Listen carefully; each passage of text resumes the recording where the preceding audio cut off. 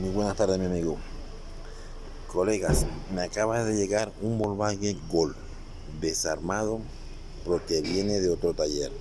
Miren las piezas como están aquí en el baúl, como la pueden ver. Me hice este video porque me pareció un poco interesante, porque la muchacha me dijo, la dueña del vehículo me dijo que si se lo podía tener listo para el sábado.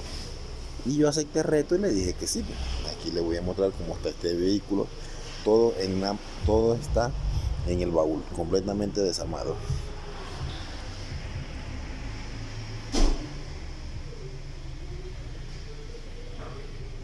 Ya le voy a mostrar la parte de adelante para que vean.